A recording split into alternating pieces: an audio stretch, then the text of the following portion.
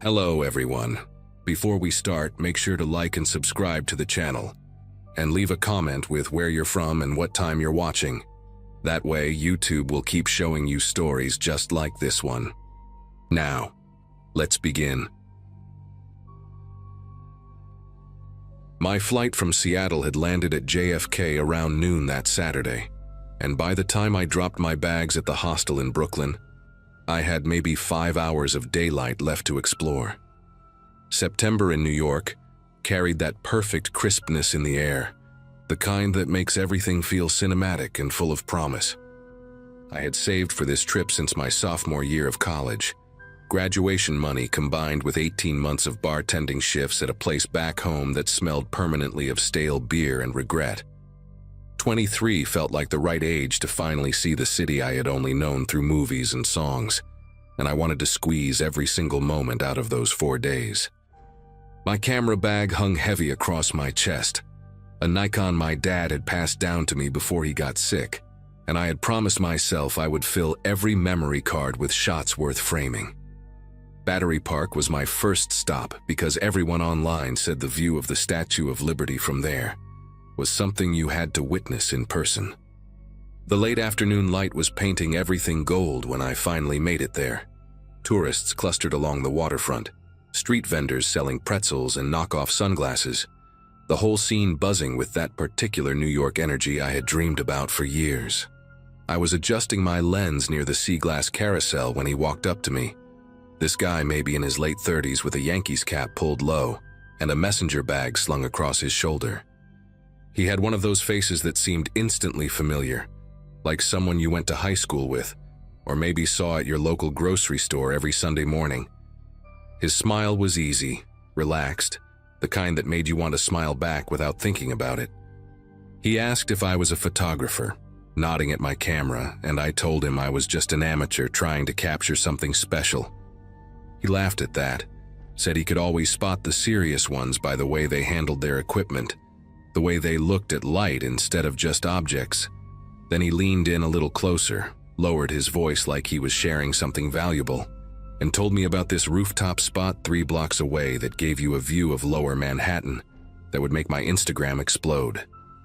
He said it was an old commercial building, nothing fancy, but real New Yorkers knew about it, used it for engagement photos and album covers and the kind of shots that made people ask, "Where the hell did you take that?" Something about the way he described it, the specific details about the angle of the sunset, and the way the Freedom Tower lined up perfectly with the older buildings around it, made it sound legitimate. I figured this was exactly the kind of local secret I had hoped to stumble into. He introduced himself as Kevin, said he worked as a location scout for indie film productions around the city, which explained how he knew all these hidden gems. We started walking and he kept the conversation going the whole time, asking about Seattle, about what I did for work, about how long I was staying in the city. He seemed genuinely interested, laughing at my jokes, sharing little anecdotes about the neighborhoods we passed through. The streets got quieter as we moved away from the waterfront, the crowds thinning out until it was mostly just us and the occasional person walking their dog or hauling groceries up concrete steps. I noticed the buildings changing too, the shiny storefronts giving way to older structures with faded awnings and windows covered in dust. Kevin explained that this part of the financial district was mostly empty on weekends, all office workers gone home to Jersey or Long Island, which is why the rooftop stayed such a well-kept secret. He pointed ahead to a 6-story building wedged between 2 taller ones, its brick facade stained with decades of city grime, a fire escape zigzagging down its front like a metal scar. The entrance was around the side, through an alley that smelled like garbage left too long in the sun, and something else underneath, something chemical and sharp that burned the back of my throat. Kevin pulled out a key attached to a lanyard with some production company logo on it, another detail that made everything seem normal and professional. The metal door groaned when he pushed it open, revealing a lobby that looked like it had been frozen in time since maybe the 70s.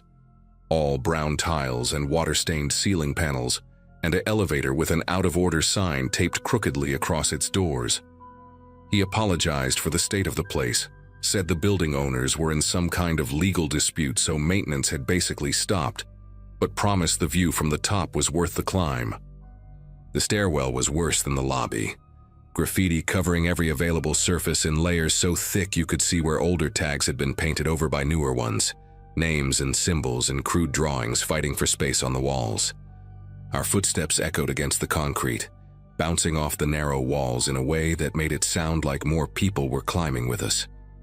I remember thinking how strange it was that my phone had lost signal the moment we stepped inside, but Kevin was already 2 flights ahead, calling back for me to keep up, and I didn't want to seem like the paranoid tourist who couldn't handle a little urban exploration.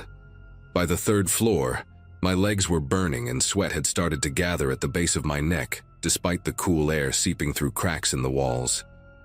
Kevin had stopped talking, his earlier chattiness replaced by a focused silence that I told myself was just concentration on the climb. The hallways we passed on each landing were dark, doors hanging open to reveal empty rooms filled with debris, old office furniture overturned and covered in dust, cables hanging from dropped ceiling tiles like dead vines. On the 4th floor, I caught a glimpse of something that made me pause. A mattress shoved into the corner of one room with empty bottles scattered around it, a makeshift shelter that suggested someone had been living here recently. Kevin noticed me looking and said it was probably just some homeless guy who crashed here during winter. Nothing to worry about. The building was empty now.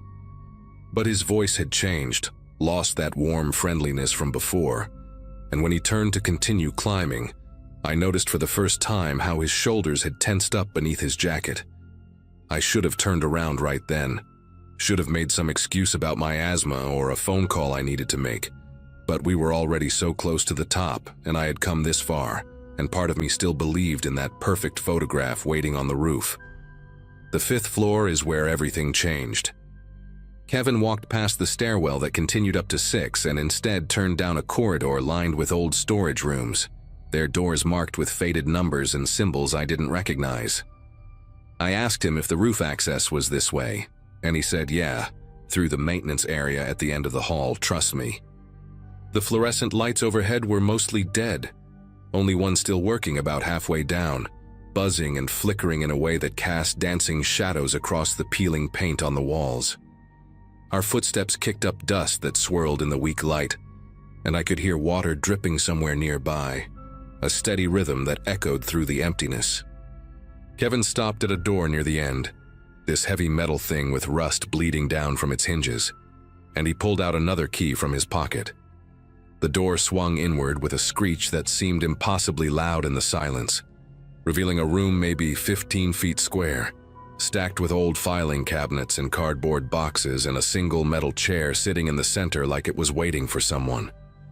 A bare bulb hung from the ceiling, barely illuminating the space, and there were no windows, no other doors, definitely no roof access. I turned to ask Kevin what was going on, and that's when I heard the click of the lock engaging behind us. Kevin was standing between me and the door, and the person I was looking at now bore almost no resemblance to the friendly guy who had approached me at Battery Park. His posture had shifted, shoulders squared, feet planted wide, his whole body blocking the only exit. The easy smile was gone, replaced by an expression I can only describe as coldly professional, like a mechanic about to start work on an engine.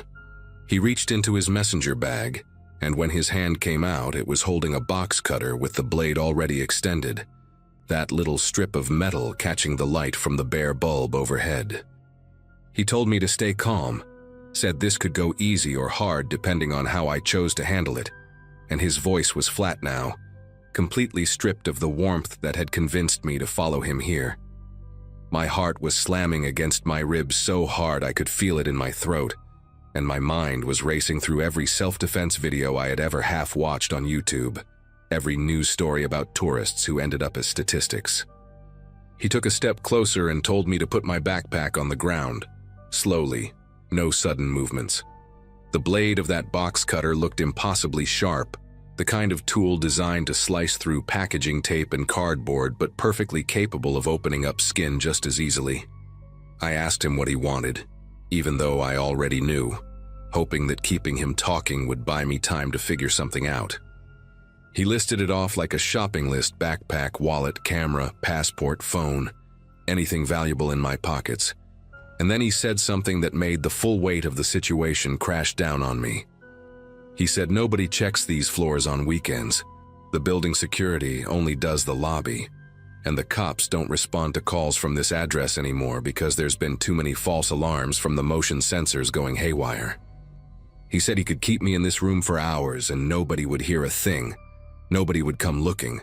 Nobody would even know to start searching until I missed my flight back to Seattle.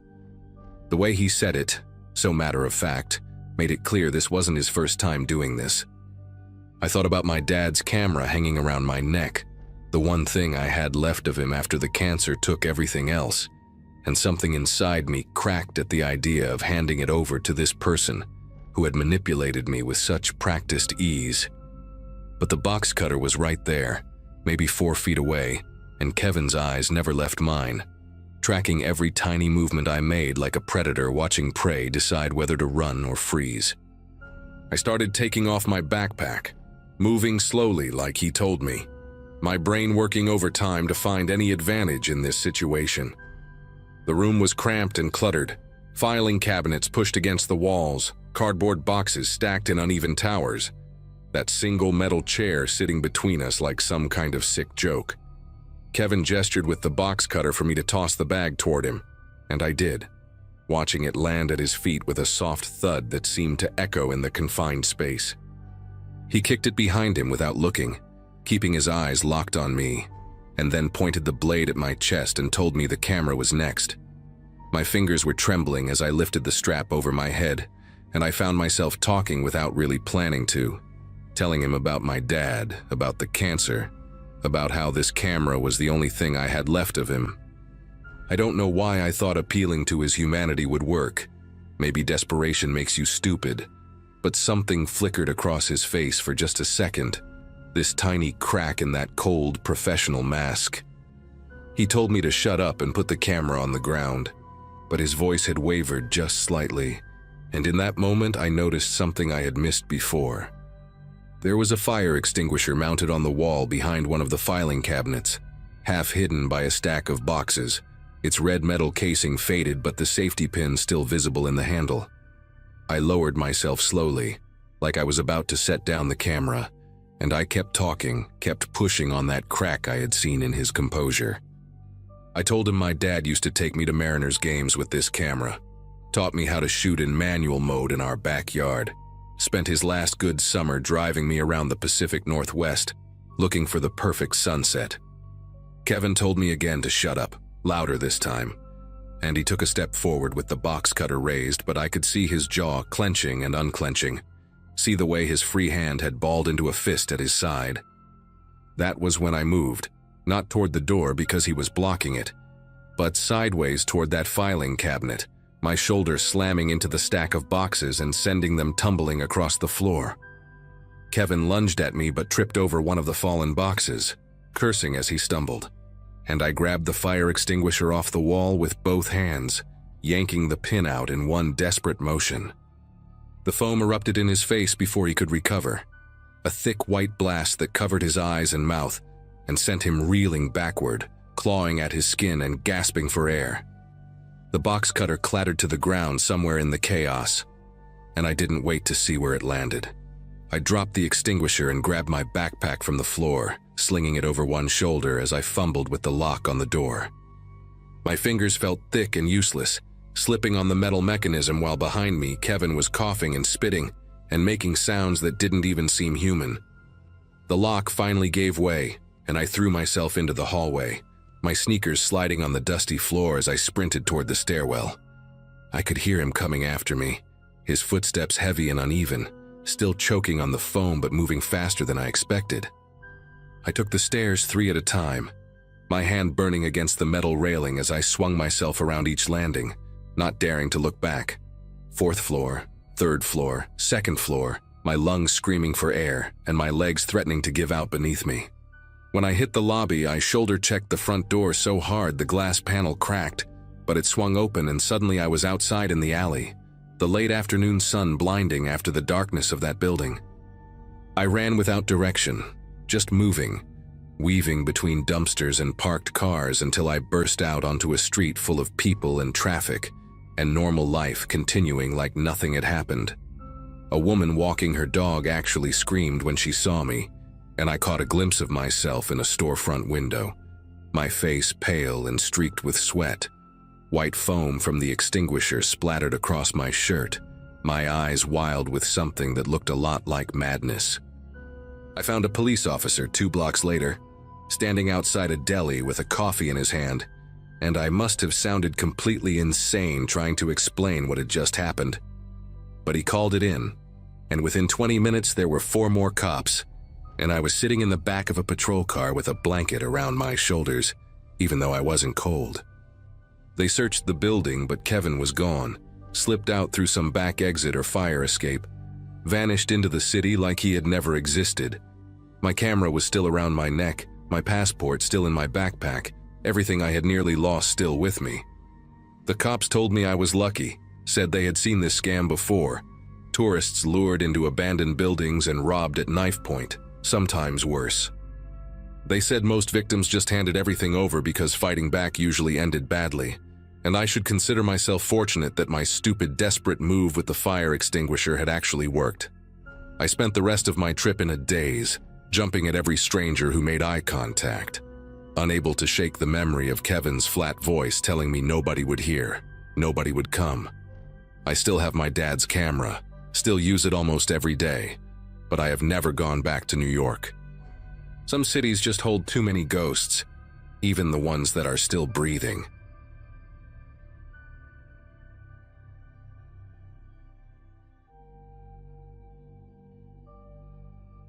Friday nights used to be my favorite part of the week.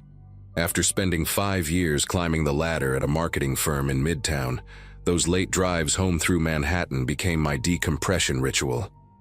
My name is Corinne, and in November of 2022, a few weeks before my class reunion from graduating high school in 2005, I experienced something that rewired the way I move through this city forever.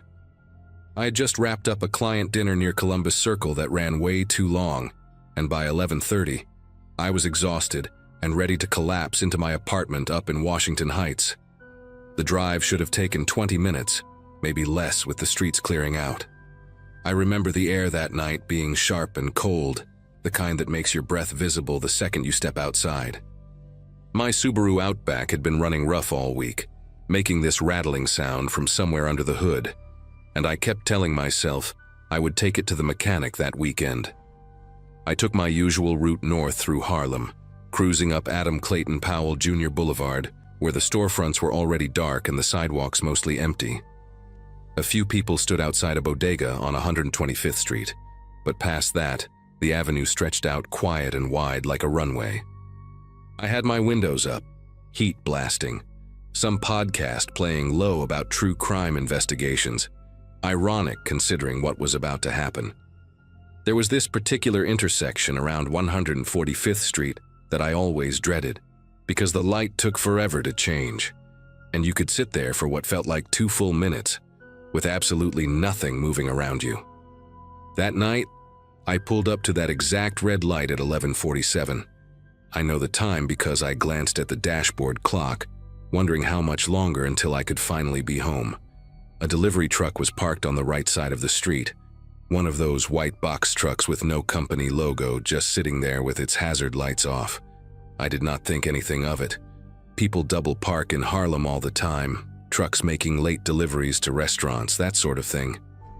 I had no idea someone was standing behind it watching me approach. About 10 seconds into the red light, I noticed movement in my peripheral vision. A figure stepped out from behind the delivery truck, and at first I thought it was just a guy crossing the street or walking to his car. He was wearing a dark hoodie pulled tight around his face, baggy jeans and white sneakers that seemed too bright for the rest of him. What caught my attention was his pace. He was not walking with any kind of purpose or direction. He moved slow, almost lazy, like he was searching for something on the ground. His head was down, scanning the asphalt near the curb, and he drifted closer to my lane with each step. I told myself he probably dropped his phone or his keys, maybe looking for something he lost earlier. But there was this wrongness to the whole scene that I could not shake. This instinct screaming at me from somewhere deep in my chest. My foot hovered over the gas pedal even though the light was still solid red. I watched him through my side mirror, then turned my head slightly to track his movement. He was maybe 15 feet from my car now, still pretending to look for whatever imaginary thing he had supposedly lost. Then he looked up. Just for a second, a quick glance directly at my window before his eyes went back down to the pavement. That single look told me everything I needed to know. His face was young, maybe early 20s, with a patchy beard and these flat, empty eyes that held no emotion whatsoever. He was not searching for anything. He was hunting. I reached for the lock button on my door, that automatic reflex when you sense danger, but my locks were already engaged. Thank God I had that habit drilled into me from years of city driving. The man kept drifting closer in that same shuffling, aimless way, but now I could see his trajectory was calculated. He was positioning himself between my car and the delivery truck, shielding his body from any cars that might pass on the opposite side of the boulevard. My heart started pounding so hard I could hear it over the podcast still mumbling through my speakers. The light stayed red. I checked my mirrors frantically, hoping to see another car pulling up behind me, a police cruiser, anyone. The street was completely deserted.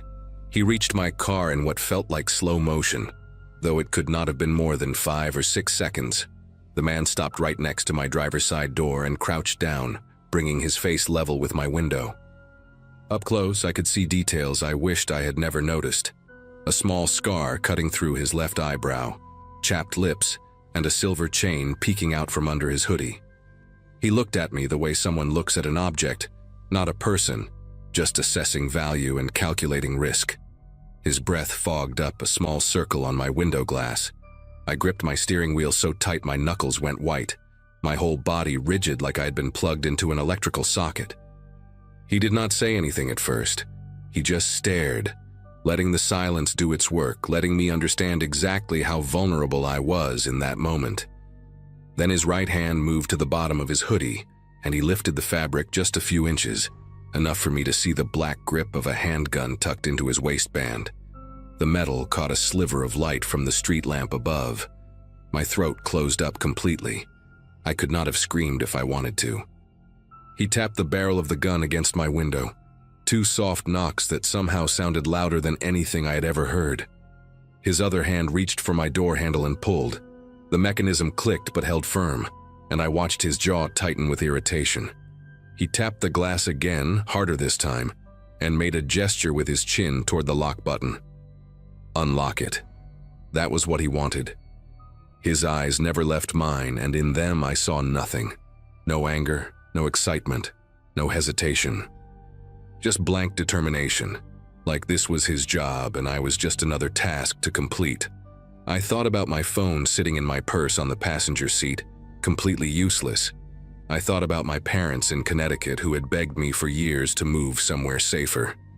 I thought about every news story I'd ever read about women found in abandoned lots, about bodies discovered in the trunk of their own cars. The red light hung above the intersection, like it had forgotten how to change.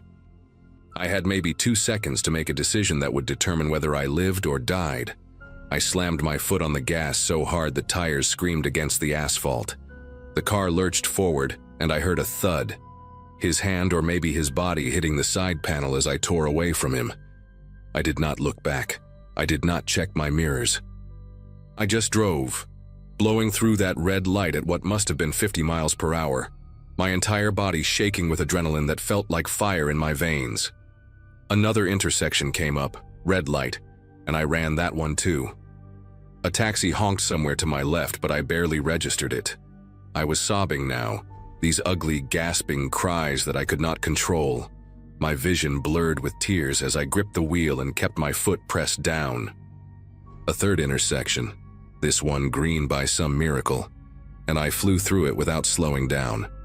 I did not know where I was going anymore. I just knew I had to put distance between myself and that man, that gun, that horrible tapping sound on my window. Somewhere around 155th Street, I finally pulled over next to a fire hydrant, threw the car into park, and completely fell apart. I sat there for what must have been 10 minutes, crying so hard I could barely breathe, my whole body trembling like I had been dropped into freezing water. Every few seconds I would whip my head around to check if anyone was approaching, if somehow he had followed me, if another figure was lurking between the parked cars lining the street. My hands fumbled with my phone, dropping it twice before I managed to dial 911. The operator's voice sounded distant and tinny, and I had to repeat myself 3 times before she understood what I was saying through my sobs. She told me to stay in my vehicle with the doors locked, that officers were being dispatched to my location. I remember staring at a crack in my windshield, a tiny chip I had been meaning to fix for months, and focusing on it like it was the only real thing in the world. The minutes stretched out impossibly long. I kept seeing his face in my mind, those flat, dead eyes, the way he had looked at me like I was already gone.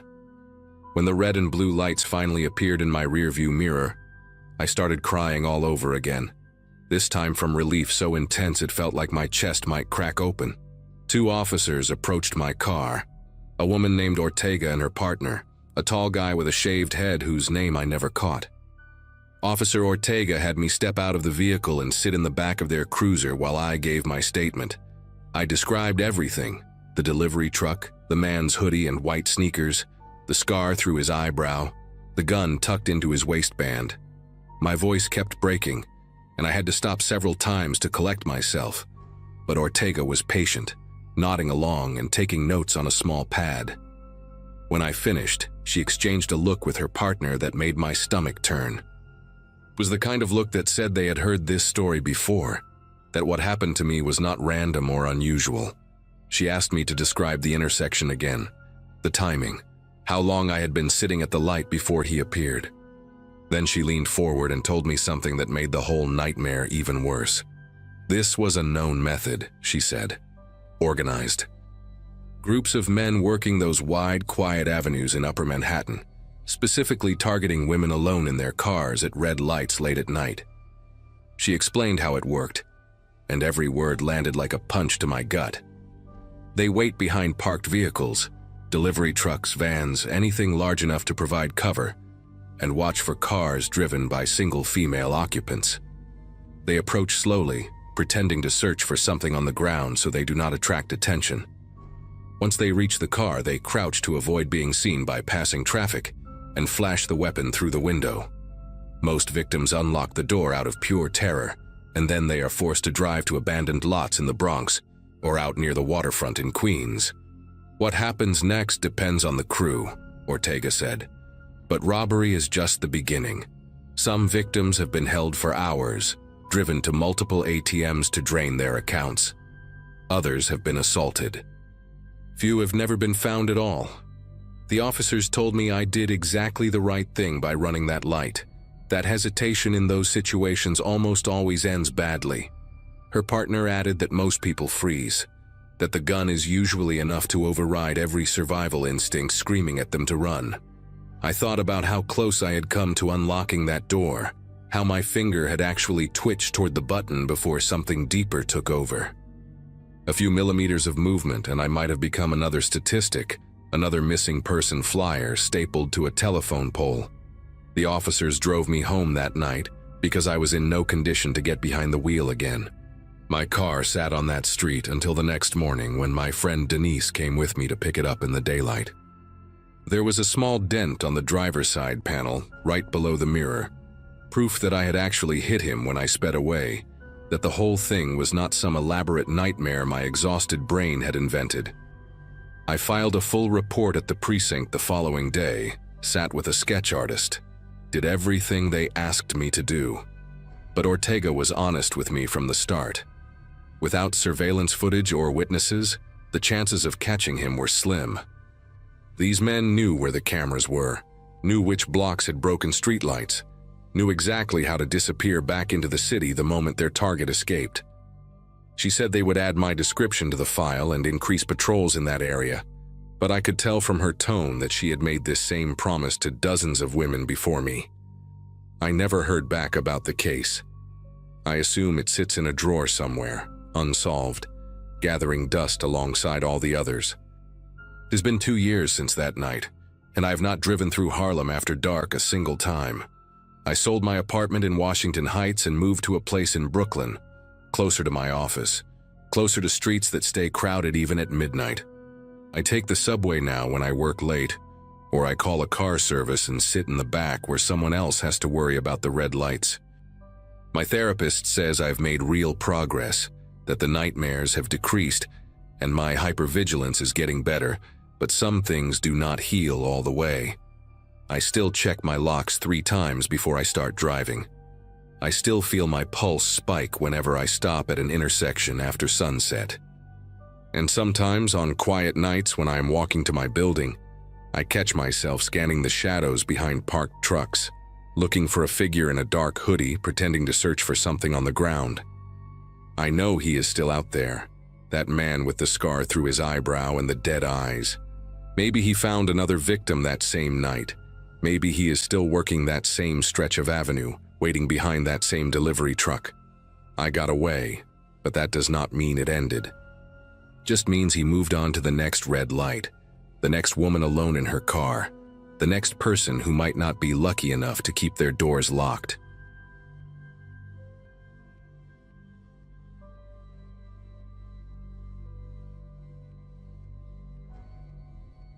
"11 years out of college and I was still pulling late shifts at a publishing house in Manhattan, proofreading manuscripts that nobody would probably ever read. My mom liked to remind me during our Sunday calls that her friend's son, same graduation year as me, had already made partner at some law firm in Boston.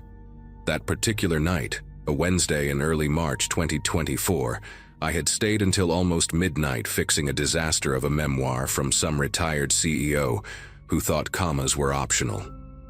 The office had emptied out hours ago, and the cleaning crew was already vacuuming the hallways when I finally grabbed my bag and headed for the subway. I lived in Astoria, which meant catching the N train from Midtown and riding it about 40 minutes to get home. Usually I would scroll through my phone or read something on my Kindle, but that night I remember feeling completely drained, the kind of tired where your eyes burn and your thoughts move through mud. The platform at 49th Street was almost deserted when I got there. Just a couple of drunk guys in suits laughing too loud near the stairs, and an old woman clutching a grocery bag like someone might snatch it. When the train finally rolled in around 12:15, I walked toward the middle cars out of habit, looking through the windows for a seat where I could stretch out. Most of the cars had at least a few passengers scattered around, someone sleeping across 3 seats, a guy with headphones nodding to music, a woman typing furiously on a laptop. But the second-to-last car caught my attention because it was nearly empty. Just one other person, a man sitting in the corner seat closest to the doors that connected to the next car. He was wearing a dark green jacket, the puffy kind that construction workers wear in winter, and a black baseball cap pulled low. I stepped inside and the doors closed behind me with that familiar chime. The car smelled like stale coffee and something metallic, maybe from the heating system working overtime against the cold outside. I picked a seat about halfway down, across the aisle and several rows up from the man in the corner. Told myself it was better than being packed in with strangers, better than standing and holding onto a greasy pole for 40 minutes. I pulled out my phone and opened some article I had saved earlier, something about a documentary I wanted to watch. The train lurched forward and began its crawl through the tunnel, and I settled into that familiar rhythm of the tracks beneath us, the slight sway of the car, the fluorescent lights buzzing overhead. We stopped at Times Square and a couple of teenagers got on, laughing about something on one of their phones, but they walked through to the next car almost immediately. I glanced up just long enough to watch them go, then went back to my article. The man in the corner had not moved at all. Not to check his phone, not to adjust his position, not even to look around when the kids passed through. He just sat there with his hands resting on his thighs, face angled slightly downward so the brim of his cap hid most of his features. I remember thinking it was a little strange, the way some people can sit so completely still, like they have turned off some internal motor that keeps the rest of us fidgeting and shifting. But I did not think much beyond that. People are weird on the subway. You learn to ignore a lot when you ride it every day for years. The train pulled out of Times Square and continued downtown, rattling through the darkness with that high-pitched whine the older cars make when they pick up speed. At Herald Square, the doors opened and I heard footsteps somewhere behind me. When I looked up, the man in the green jacket was walking toward the connecting door at the back of the car, the one that led to the last car in the train. He pushed through it and disappeared, letting the heavy door slam shut behind him. I felt a small wave of relief wash over me, the kind you do not even realize you are waiting for until it arrives. Now I had the whole car to myself. I stretched my legs out into the aisle and let my head fall back against the seat, closing my eyes for just a moment. The next few stops blurred together. 23rd Street, 14th Street, 8th Street. And I must have dozed off somewhere in there, because when I opened my eyes again, we were pulling into Canal Street, and my phone had slipped down between my leg and the seat. I fished it out and checked the time. Almost 12:45. A few more stops and I would be transferring to get home. That was when I heard the connecting door open again, the metallic screech of its hinges cutting through the quiet car. I turned my head and saw the green jacket first, then the black cap, then the slow, deliberate walk down the aisle toward me. The man had come back. He was not rushing, not looking around nervously like someone who had forgotten something in their seat. He moved with this calm purpose that made my chest tighten for reasons I could not quite name. There were dozens of empty seats in that car, rows and rows of orange plastic with nobody in them, and yet he walked past all of them. He stopped right in front of me and sat down in the seat directly across the aisle, maybe 3 feet away at most. Close enough that I could smell cigarette smoke trapped in the fabric of his jacket, close enough that I could see a small scar running through his left eyebrow. He did not look at me right away. He just settled into the seat and placed his hands on his knees the same way he had before, palms down, fingers slightly spread. I pulled my legs back from the aisle and sat up straighter, trying to convince myself this was nothing, just a strange guy who wanted to sit near the door for his stop. But my heart was beating faster now and I could feel sweat starting to prick at the back of my neck despite the cold air blowing through the vents above us. The train left Canal Street and plunged into the tunnel that runs under the East River toward Brooklyn. This stretch always feels longer than it should, maybe 5 or 6 minutes of nothing but darkness outside the windows and the roar of the tracks echoing off the tunnel walls. I stared at my phone screen without really seeing it, hyper-aware of every small movement from the man across from me. He had lifted his head now and was watching me openly, not even pretending to look at something else.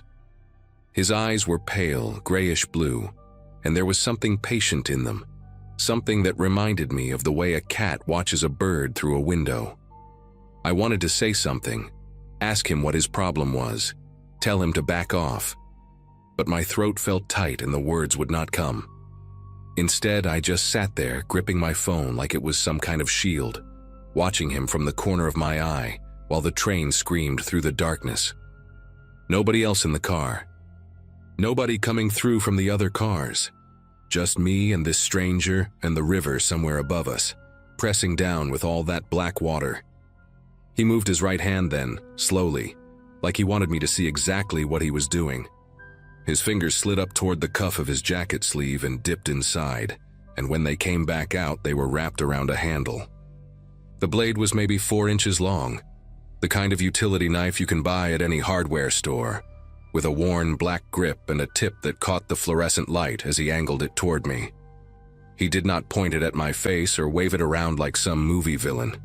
He just held it low, resting against his thigh, letting me understand what it was and what it meant. My whole body went rigid. Every muscle locked up at once and I could hear my own breathing coming fast and shallow, could feel my pulse slamming in my ears like a drum. The man tilted his head slightly and spoke for the first time, his voice quiet and flat, barely louder than the noise of the train.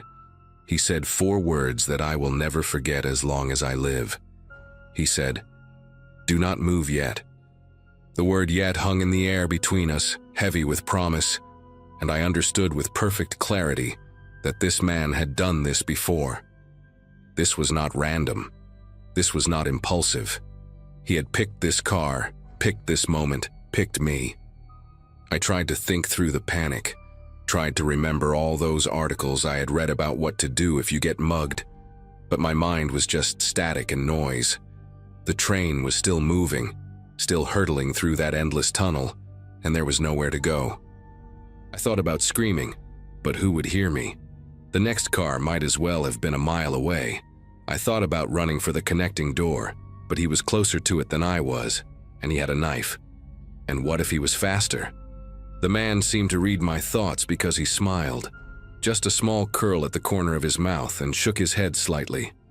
"Cameras in this car have been busted for weeks," he said, still in that same flat tone. "Checked last night. Checked again tonight before you got on. Nobody is going to see anything." He said it like he was explaining directions to a tourist, patient and matter-of-fact. I felt something cold spreading through my chest, this terrible understanding that I had walked into something planned, something methodical. The train began to slow, and I could see lights appearing in the tunnel ahead, the glow of the next station pushing back against the darkness. For a split second, I thought this was my chance. The doors would open, people might get on. I could yell for help or just bolt onto the platform and run. But as the train pulled into the station, I saw through the window that the platform was almost empty. One woman far down at the other end, walking toward the exit stairs with her back to us. A man in an MTA vest leaning against a pillar looking at his phone, too far away to notice anything happening in this car. The stranger stood up before the train had even fully stopped, moving to position himself between me and the doors. He did it casually, like he was just getting ready to exit. But his body blocked the entire path. The knife had disappeared back into his sleeve, but I knew it was still there. Knew his hand was wrapped around it inside that puffy green jacket. The doors slid open with a hiss, and cold air rushed in from the platform, carrying the smell of concrete and old garbage.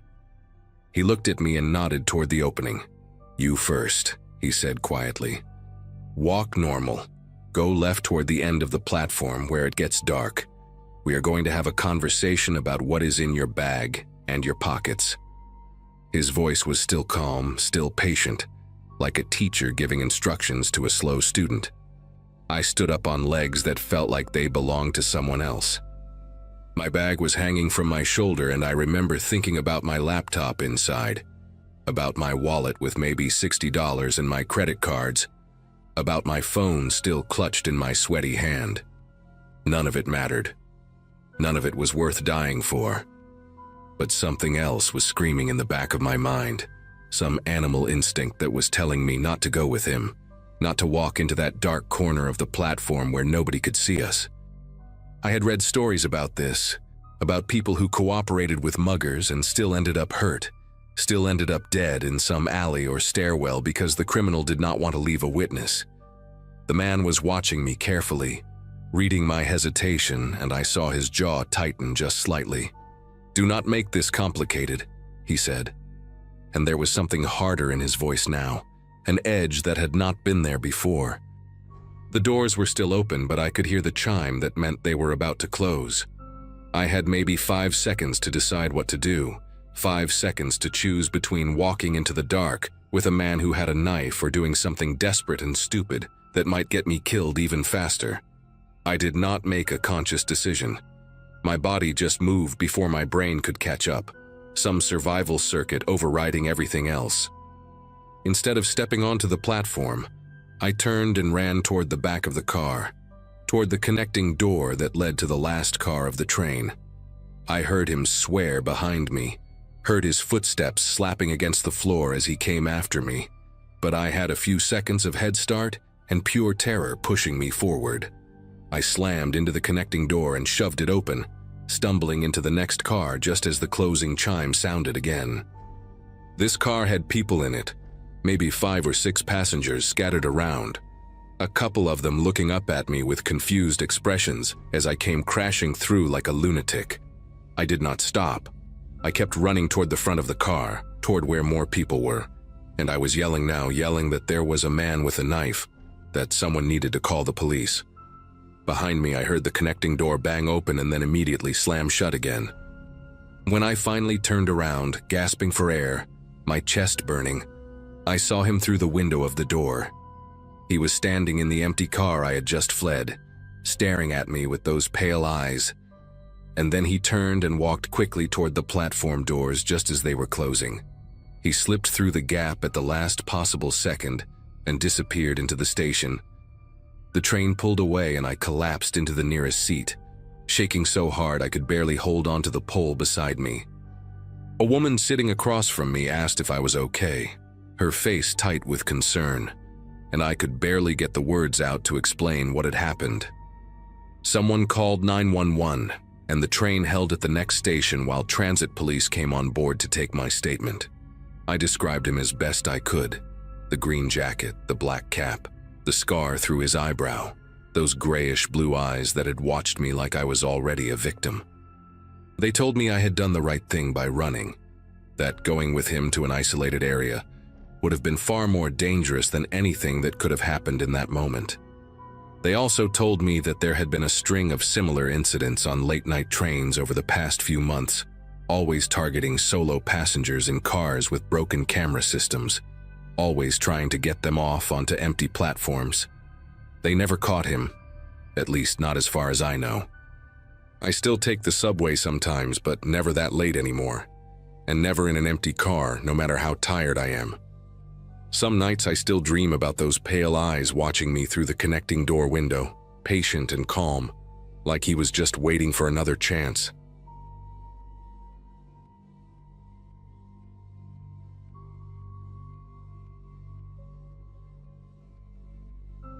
LaGuardia Airport has this strange energy late at night, like the whole building is holding its breath between the last wave of arrivals and the cleaning crews taking over. I walked through Terminal B around 9:45 on a Wednesday in late October 2023, dragging my carry-on behind me and feeling every single one of the 4 days I had just spent in Chicago for corporate training. At 26, working my second year as a financial analyst at a midtown firm, I thought I had built up decent stamina for the grind. But something about fluorescent conference rooms and bad hotel coffee had completely wrecked me this time. The terminal was nearly empty, just a few scattered travelers and that distant hum of floor polishers echoing off the high ceilings. I had packed light on purpose, one bag and my laptop case, because waiting at baggage claim after a long trip felt like cruel and unusual punishment. All I wanted was to get back to my apartment in Astoria, maybe 20 minutes away without traffic, where my cat was probably shredding my couch cushions out of spite, and leftover pad thai was calling my name from the fridge. I pulled up the Uber app while walking toward the pickup zone, my fingers moving through the familiar routine without much thought. Request ride, confirm location, watch the little car icon inch toward my blue dot. The driver assigned to me was named Raymond, 4.8 stars, dark gray Toyota Camry, plate ending in 7YK. I did what I always do, screenshot the details and texted them to my younger sister Brianna, a habit our mom had drilled into us after years of watching true crime shows together. The car appeared within 3 minutes, and I checked the plate twice before climbing into the back seat on the passenger side, positioning myself behind the empty front seat rather than directly behind the driver. Raymond looked unremarkable, somewhere in his mid-40s, thinning hair, wearing a plain navy polo that could have come from any big box store. He said my name and destination in a flat voice without turning around, which suited me fine. After the week I had endured, small talk sounded exhausting. I buckled in, connected my phone to my portable charger, and watched the airport lights fade in the side mirror as we merged onto the Grand Central Parkway heading toward Astoria. For the first 10 minutes, everything felt completely normal. The highway was relatively clear for a Wednesday night, just the usual flow of taxis and ride shares ferrying people home from the airport. Raymond drove smoothly, staying in the middle lane, not speeding or making any sudden moves. I scrolled through my emails without really reading them, half listening to the low murmur of talk radio coming from the front speakers, some late-night program discussing local politics that I could not have cared less about. The GPS on the app showed our little car icon moving steadily along the expected route, the estimated arrival time ticking down from 18 minutes to 15 to 12. I remember thinking I might actually make it home before 11, which felt like a small victory after the chaos of the past few days. My eyelids were getting heavy, that specific kind of travel exhaustion where your body knows it is almost safe and starts shutting down prematurely. Then Raymond signaled right and began moving toward an exit I did not recognize. I glanced up from my phone, watching the highway signs pass, and realized we were nowhere near the Astoria Boulevard exit I usually took. When I checked the app, the route had changed, the blue line now snaking through unfamiliar streets instead of the straightforward path I knew by heart. Raymond must have noticed me shifting in my seat because he spoke for the first time since we left the airport, his voice flat and matter-of-fact. "Expressway exit up ahead is closed," he said, eyes fixed on the road. "Construction or something. Gotta go around through the side streets, add maybe 5 minutes." It sounded reasonable enough. Roadwork in Queens was as constant as pigeons and overpriced coffee. I settled back and typed a quick message to Brianna. "Driver taking detour, says exit closed." Then watched the neighborhood outside my window transform from familiar commercial strips into something else entirely. The streetlights grew sparse. The buildings changed from apartment complexes and bodegas to long stretches of chain-link fence and dark industrial lots. We turned left, then right, then left again through a maze of streets I had never seen before in my 3 years of living in Queens. The names on the signs meant nothing to me. Rust Street, Varick Avenue, some numbered road that dead-ended into a wall of corrugated metal. Warehouses lined both sides now. Massive windowless structures with loading docks sealed by rusted roll-down gates. Not a single person on the sidewalks. Not a single car parked along the curb. The GPS on my phone showed our location as somewhere near Maspeth, an area I only knew by name from delivery tracking numbers. I typed another message to Brianna. "This feels weird, going through industrial area," but noticed the signal bar on my phone had dropped to a single dot. The message sat there with a spinning wheel, refusing to send. My chest tightened. I tried to keep my breathing steady, telling myself this was probably nothing, just an annoying detour through an ugly part of town. But my body was already shifting into a different mode, that ancient instinct waking up and flooding my system with something cold and electric. I decided to test the window. Casually, like I was just warm and wanted some air, I reached for the button on the door panel and pressed down. Nothing happened. I pressed again, holding it longer this time, but the glass did not move a single millimeter. The child lock indicator was not lit up, which meant the control had been disabled from the front. Raymond had full command of the windows and probably the doors too. I felt my pulse hammering in my throat as I glanced toward the front seat. Raymond was leaning forward now, his posture completely different from the relaxed slouch he had maintained on the highway. His eyes kept flicking to the side mirrors, then to the rear view, then back to the mirrors again, like he was watching for something behind us or waiting for something to appear. The car slowed as we approached a particularly large warehouse with a faded sign I could not read in the darkness. A loading dock jutted out from the building, its metal platform empty and streaked with rust. Raymond pulled the Camry to the side of the road and stopped, engine still running, headlights illuminating a dumpster overflowing with wooden pallets and plastic wrap. Every cell in my body screamed at me to do something, but I forced myself to stay still and think. Panicking would not help. Screaming would not help. We were in the middle of nowhere, surrounded by empty buildings and silence so thick I could hear the engine ticking. Raymond had not said a word since his explanation about the closed exit, and now he sat motionless, hands still on the wheel, staring at the side mirror like a man waiting for a bus. I watched his reflection in the rear view and noticed his jaw was clenched tight, a vein visible on his temple even in the dim glow of the dashboard lights. He checked his phone, a quick glance down at the screen, then back to the mirror. I understood then with horrible clarity that he was not lost. He was not confused. He was waiting for someone, and that someone was supposed to meet us here, at this specific loading dock, on this dead-end street where no one would hear anything. My mind raced through options. The doors were almost certainly locked. The windows would not budge. I could try to climb into the front seat and fight him, but he was bigger than me and I had no weapon. I could scream, but there was no one around to hear. Then I remembered the emergency feature in the Uber app. I had never used it before, never even tested it, but I knew it existed somewhere in the menu. A panic button that would alert authorities and share your location. Moving as slowly as I could manage, I tilted my phone screen away from any possible reflection and opened the app. My hands were trembling so badly that I almost dropped the device twice. The safety icon was in the bottom corner, a small shield symbol I had scrolled past 100 times without really seeing it. I tapped it, then tapped Emergency Help, then selected the option to contact 911. The app asked if I wanted to share my trip details with emergency services. I pressed yes.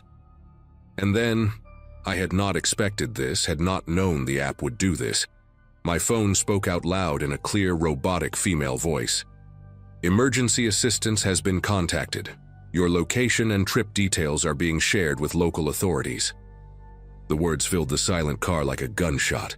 Raymond's head snapped toward me, his eyes wide and white in the darkness, and for one eternal second, we just stared at each other through the gap between the front seats. Then he moved. His hand shot to the gear shift and slammed the car into drive, tires squealing against the pavement as we lurched forward. I was thrown back against the seat, my phone flying from my grip and landing somewhere on the floor near my feet. Raymond was muttering something under his breath, the same phrase over and over, but I could not make out the words over the roar of the engine and my own heartbeat pounding in my ears. He took a hard left, then another, then sped down a straightaway so fast that the streetlights blurred into orange streaks outside my window. I braced myself against the door, certain we were going to crash, certain this was how it ended. But then he slammed the brakes so hard that my seatbelt locked and cut into my collarbone. We had stopped on a residential street, modest two-story houses with chain-link fences and small yards, a few porch lights glowing in the distance. Without a word, Raymond reached down to his door panel and I heard the click of the locks disengaging. He did not turn around, did not look at me, just sat there gripping the steering wheel with both hands, knuckles pale against the fake leather. I grabbed my carry-on from the seat beside me, scooped my phone off the floor, and scrambled out of that car so fast I nearly fell onto the sidewalk. The door had barely closed behind me before Raymond accelerated away, the Camry's taillights disappearing around a corner within seconds. I stood there on that empty street, shaking from head to toe, trying to remember how to breathe. The houses around me were dark except for a few scattered windows. I had no idea where I was. Somewhere in Queens, obviously, but the street signs meant nothing to me. My phone showed 2 bars of signal now, and the Uber app displayed a message saying my trip had been canceled by the driver. I called 911 immediately, my voice cracking as I tried to explain what had just happened. The dispatcher asked for my location and I had to walk to the nearest intersection to read the cross streets. 63rd Drive and Alderton Street. Somewhere in a neighborhood I later learned was called Rego Park. She told me to stay on the line, stay in a lit area, and that officers were being dispatched to my location. A patrol car arrived within 8 minutes, and I have never been so relieved to see flashing lights in my life. 2 officers, a woman named Hargrove and her partner whose name I cannot remember, listened to my story while I sat in the back of their cruiser with a blanket someone had given me. I showed them the screenshots I had sent Brianna. Raymond's name, his photo, the plate number, the car model. Officer Hargrove's expression changed when I mentioned the warehouse area near Maspeth, her eyes meeting her partner's in a way that made my stomach clench. She asked me to describe the exact route as best I could remember, the street names I had seen, the specific loading dock where we had stopped. I told her everything, including the detail about Raymond checking his mirrors like he was waiting for someone. She nodded slowly, wrote something in her notebook, and then said something that made the hair on my arms stand up. "You're not the first person to report something like this." She explained that, over the past 3 months, at least 4 other women had filed complaints about rideshare drivers taking unexpected detours through that same industrial corridor near Maspeth. All of them had been picked up from LaGuardia or JFK late at night. All of them described being taken through a maze of empty warehouse streets. All of them reported that the drivers had disabled the window controls. The difference, Hargrove told me, was that I was the only one who had triggered the emergency alert. The other women had either talked their way out, pretended to be on the phone with someone, or simply gotten lucky when the driver changed his mind for reasons they never understood. One woman had been dropped off miles from her destination and told to find another ride. Another had noticed a second car following them before the driver suddenly returned to the main road. The police were investigating whether these incidents were connected, whether there was a coordinated operation using the rideshare platform to identify and isolate potential victims. They could not tell me more than that, could not say what exactly was supposed to happen at that loading dock, but the implication was clear enough. I gave a formal statement at the precinct that night, signed papers, answered the same questions from 3 different detectives. Brianna picked me up around 2 in the morning and drove me back to my apartment, where I deadbolted every lock and pushed my couch against the front door before I could even think about sleeping. In the weeks that followed, I learned that Raymond's Uber account had been deactivated and his profile removed from the platform, but the police never told me if they actually found him. I still take ride shares sometimes. I live in New York, it is nearly impossible not to. But I always sit in the back left seat now. I always keep my finger hovering near that emergency button, and I never ever let my guard down when the route starts looking unfamiliar. Some nights I still dream about that loading dock, about the sound of Raymond's breathing in the silent car, about what might have been waiting for us in the darkness if my phone had not spoken up when it did.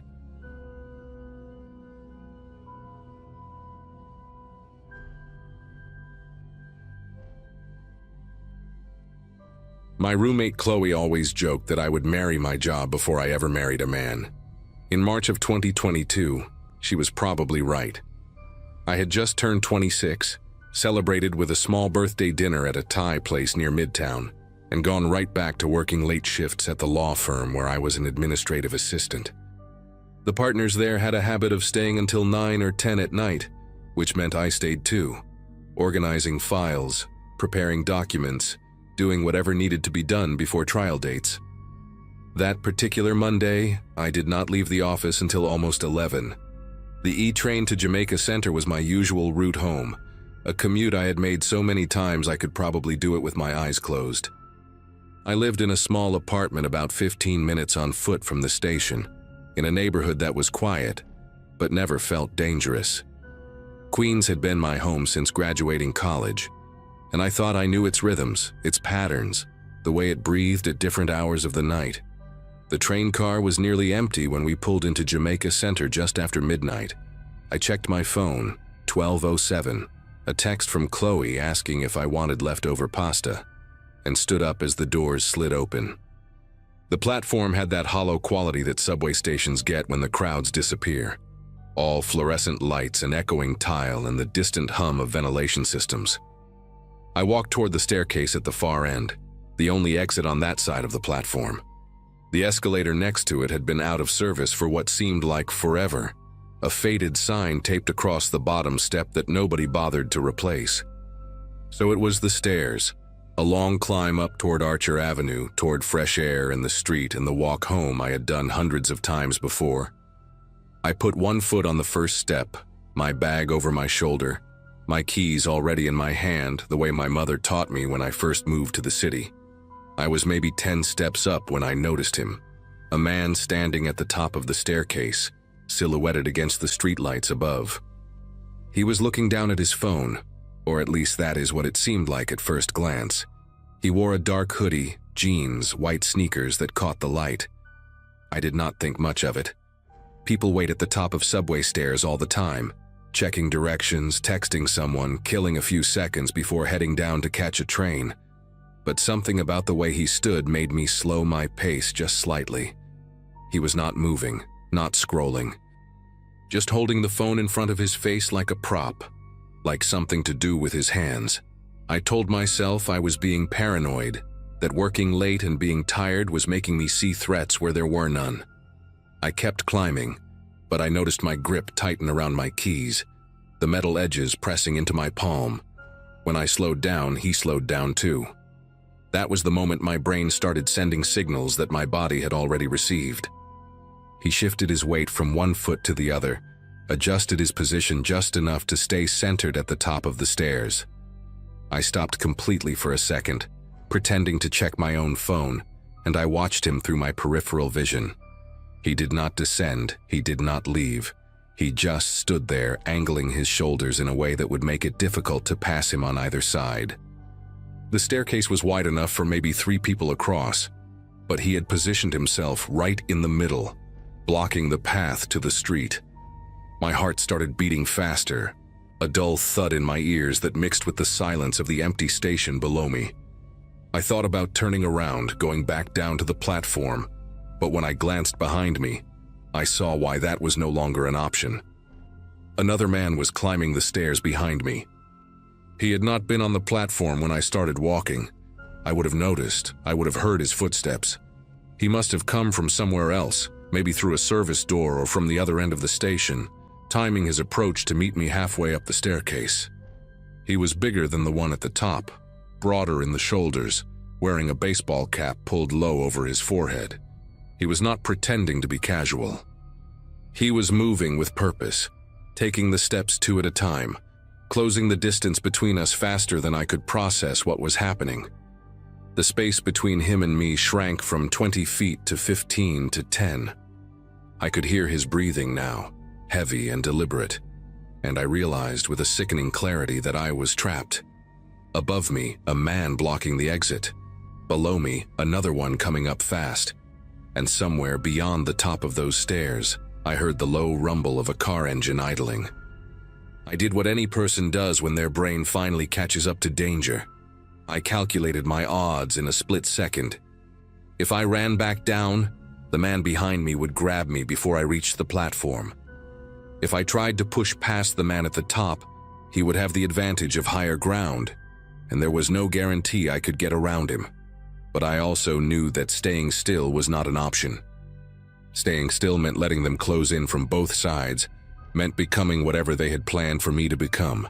So I made a decision that was less about courage and more about pure animal instinct. I screamed. Not a horror movie scream, not a dramatic yell. A raw, guttural sound that came from somewhere deep in my chest, loud enough to echo off the concrete walls of the stairwell. And then I ran upward, directly at the man blocking my path, holding my keys between my fingers like my mother had shown me years ago.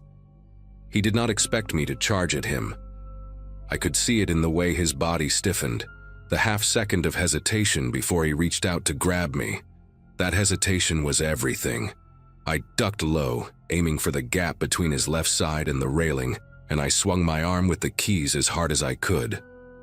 I felt them connect with something. His arm, maybe his ribs, I do not know. And I heard him grunt in surprise more than pain. His hand caught the strap of my bag, yanking me backward for a moment, but I twisted my shoulder and let the bag slide off. I did not care about the bag. I did not care about my laptop inside it, my wallet, my keys that were now somewhere on the ground behind me. I cared about the street, about the lights I could see just beyond the top of the stairs, about the fact that if I could just get past him, I might have a chance. I broke through. My foot hit the sidewalk and I stumbled forward, nearly falling, catching myself on a parking meter that materialized out of nowhere in front of me. The cold metal against my palms felt like the most real thing I had ever touched. But I was not safe yet. I knew that. I turned my head just enough to see the car they had waiting. A dark sedan, maybe a Nissan or a Toyota, parked right at the curb with its engine running and the back door hanging open like a mouth. The man from the top of the stairs was coming after me, and I could hear the footsteps of the second one reaching street level. They were not running. Not yet. They were walking fast, confident, like they had done this before and knew that panic would make me freeze. But I did not freeze. I saw the lights of a deli about 50 feet down the block, one of those 24-hour bodegas with the green awning and the lotto signs in the window, and I ran toward it like my life depended on it. Because it did. The door had one of those bells that jingle when you push it open, and I have never been so grateful for such a small, stupid sound in my entire life. I burst inside, nearly knocking over a display of chips near the entrance, and the man behind the counter looked up with wide eyes. He was older, maybe in his 60s, with gray hair and a mustache and a Mets cap that looked like it had been worn every day for a decade. I could not speak at first. My lungs were burning, my throat raw from the scream I had let out on the stairs. I just pointed toward the door, toward the street, trying to make him understand that something was wrong, that someone was coming. He did not ask questions. He came around the counter faster than I would have expected for a man his age, and he locked the front door with a deadbolt that made a heavy, satisfying click. Then he pulled out his phone and dialed 911 while I stood there shaking, watching the street through the glass. The two men did not come to the door. I saw them stop about 20 feet from the deli, standing under a broken streetlight that flickered on and off, like it could not decide whether to work. They looked at each other, then at the bodega, then back at the car that was still idling by the subway entrance.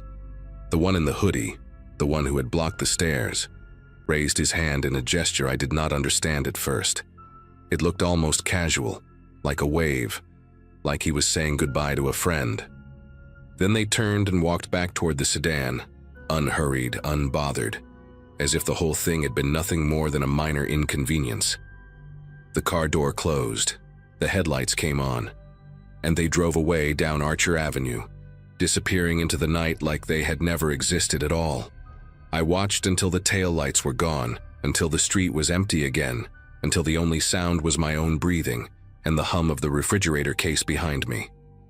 The police arrived about 15 minutes later, 2 officers in a squad car, who took my statement while I sat on a milk crate in the back of the deli, wrapped in a jacket the owner had given me because I could not stop shivering. I told them everything. The man at the top of the stairs, the one who came up behind me, the car with the open door, the way they had coordinated the whole thing like a routine they had practiced. The officers exchanged a look that told me more than their words ever could. One of them, a woman with short blonde hair and a tired expression, asked me if I could describe the vehicle in more detail. I told her what I remembered. Dark sedan, 4 doors, maybe a Nissan Altima or something similar. She wrote it down without much hope in her eyes. Then she told me something that made the whole night feel even worse than it already did. This was not the first time. There had been other reports, other women who had been approached at that same staircase, at that same exit, late at night when the station was empty. Some of them had not been as lucky as me. The deli owner, his name was George, I learned later, let me use his phone to call Chloe, who came to pick me up in her beat-up Subaru with tears in her eyes and a baseball bat in the back seat. She did not say much on the drive home, just held my hand at every red light and told me I was safe now. But I did not feel safe. I did not feel safe for a long time after that. I stopped taking the E-train after midnight. I stopped working late shifts. I moved to a different neighborhood 6 months later, somewhere in Brooklyn where the subway stations have multiple exits and there are always people around, even at 2 in the morning. I never got my bag back. My laptop, my wallet, my keys, all gone. I changed my locks, canceled my cards, filed the reports. But none of that erased the memory of standing on those stairs, trapped between 2 strangers who had picked me like I was nothing more than an opportunity. The police never caught them, as far as I know. The reports kept coming for a while, then stopped. Maybe they moved on to another station, another staircase, another city. I do not know. What I do know is that I think about that night every single time I climb a set of stairs in this city. Every single time I check behind me. And I always make sure there is another way out.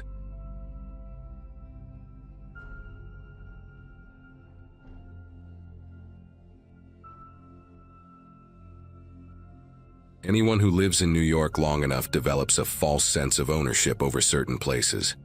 For me, it was Central Park. Specifically that stretch near the Ramble where the trees get thick and the city noise fades into something almost rural. My sister graduated from nursing school in 2014, which puts into perspective how long I had been walking those paths, camera in hand, chasing the perfect shot of the skyline bleeding orange and pink behind the tree line. Photography was my escape from the grind of working as a paralegal at a midtown firm. spending my days buried in documents that meant nothing to me. That Wednesday in early October, the air had that crisp bite to it, the kind that makes you feel alive and grateful to be outside.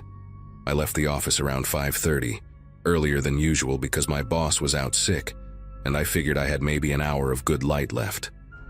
The plan was simple. Walk through the Ramble, find my usual spot near the lake, snap a few frames, and head home to my apartment in Washington Heights before dark. I entered the park from the west side, cutting through the Naturalist's Walk with my Nikon hanging around my neck. The light was already shifting into that golden hour sweetness, painting everything in warm amber tones that photographers chase like addicts. There were still plenty of people around. Joggers, dog walkers. A group of teenagers sprawled on the grass scrolling through their phones. Nothing unusual, nothing alarming. I passed an older man feeding pigeons from a paper bag, and we exchanged that brief nod strangers give each other when they share the same peaceful corner of a chaotic city. As I moved deeper toward the Ramble, the crowds thinned out the way they always do. The paths got narrower, the vegetation denser, and the sounds of traffic became a distant hum rather than a constant roar. I remember thinking how lucky I was to have this little pocket of wilderness right here in Manhattan, how it almost felt like cheating to access this kind of solitude without leaving the city. I had walked this route dozens of times before, in all seasons, at all hours, or at least I thought I had walked it at all hours. The first thing I noticed was movement in my peripheral vision, somewhere off to my left where the brush got thick and tangled. I glanced over but saw nothing, just branches swaying slightly, which I attributed to a squirrel or maybe a bird settling in for the night. I kept walking, adjusting the settings on my camera as I went, trying to anticipate the exposure I would need once I reached the clearing by the water. Then I caught it again, this time on my right side. A shape, distinctly human, sliding behind a wide oak trunk about 30 feet from the path. My brain did that thing where it tries to rationalize what the eyes are reporting, suggesting maybe it was just another photographer looking for a good angle, or someone relieving themselves in the bushes. But something in my chest tightened, a primal alarm that had nothing to do with logic. I picked up my pace slightly, not wanting to seem paranoid, but also not wanting to ignore what my gut was screaming. The path curved ahead, and I told myself that once I rounded that bend, I would be closer to the lake where there would certainly be other people enjoying the sunset. When I made it around the curve, I stopped pretending everything was normal. There were 3 of them now, 3 distinct silhouettes positioned in a loose triangle formation, 2 behind me and 1 ahead, all of them partially obscured by trees but clearly tracking my movement. Every time I took a step, they took a step. When I paused, they paused. It was coordinated in a way that made my throat go dry because coordination meant planning, and planning meant intent. The one ahead of me was the largest, a broad-shouldered figure wearing a dark hoodie pulled up despite the mild temperature. I could not make out his face in the fading light, just the shape of him blocking the path like a toll collector waiting for payment. My mind raced through options. Call 911, but by the time anyone arrived, it would be too late. Scream for help, but the nearest visible person was probably a quarter mile behind me. Run, but run where? The 2 behind me had already started closing the gap, their footsteps crunching on dry leaves with a deliberate, unhurried rhythm. They knew exactly what they were doing. They had done this before. I made the decision to turn back, figuring my chances were better, trying to push past 2 of them rather than walking straight into the big one waiting ahead. But the moment I pivoted on my heel, the guy in front moved with surprising speed, closing the distance between us in seconds and stepping directly onto the path behind me. Now all 3 were on the same side, forming a wall between me and the way I had come. Up close, I could see more details. The leader was maybe mid-20s with a thin scar running through his left eyebrow, and eyes that looked through me like I was already just a wallet and a watch. The 2 flanking him were younger, teenagers probably, one of them fidgeting with something in his jacket pocket in a way that made me very aware of how soft and vulnerable the human body really is. Nobody said anything for a long moment. We just stood there in the dimming light, the silence broken only by distant traffic and the rustle of leaves overhead. Then the scarred one spoke, his voice flat and businesslike, almost bored. "Empty your pockets. Phone, wallet, watch, camera. Put it all on the ground and walk away. Do that, and this stays easy." My hands moved toward my pockets on instinct, survival mode kicking in, but something made me hesitate when my fingers touched my camera strap. That Nikon was not just a piece of equipment. I had saved for 2 years to buy it, skipping lunches and picking up freelance gigs on weekends, and it held 3 months of work that I had not backed up yet. A stupid thing to care about when 3 strangers are circling you in a darkening park, but the brain does not always prioritize correctly under pressure. I pulled out my wallet and tossed it on the ground, hoping that would be enough. "Take it," I said, hearing the tremor in my own voice. "There is about $60 in there. Take the cards too. I will not cancel them for an hour. Just let me keep the camera." The scarred one did not even look at the wallet on the ground. He kept his eyes locked on mine, and I watched his expression shift from boredom to something harder, something that enjoyed being challenged. "That was not a negotiation," he said. One of the younger ones moved behind me, and before I could react, I felt a hard shove between my shoulder blades that sent me stumbling forward onto my knees, gravel biting into my palms as I caught myself. The camera swung forward and hit the ground with a sickening crack, and I heard one of them laugh, a short, ugly sound that had no humor in it. Before I could get up, hands grabbed the back of my jacket collar and started dragging me off the path, toward the denser tree line where the shadows had already pooled into something close to night. My heels scraped against the dirt as I tried to find traction, tried to plant my feet and resist. But whoever had me was strong and determined. "No one walks back here after sundown," the scarred one said from somewhere behind me, his voice carrying that same flat tone like he was reciting a fact rather than making a threat. "You should have known that." I understood then what was happening.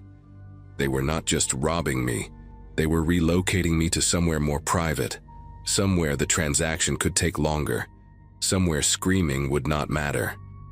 The realization hit me like ice water, and I started thrashing harder, grabbing at roots and branches, anything to slow our progress into those woods. My mind kept flashing to news stories I had skimmed past without really reading. Stories about bodies found in parks, about joggers discovering things they wished they had not discovered. I managed to hook my arm around a small tree trunk, stopping our movement for a few seconds while I screamed for help at the top of my lungs. The sound came out ragged and desperate.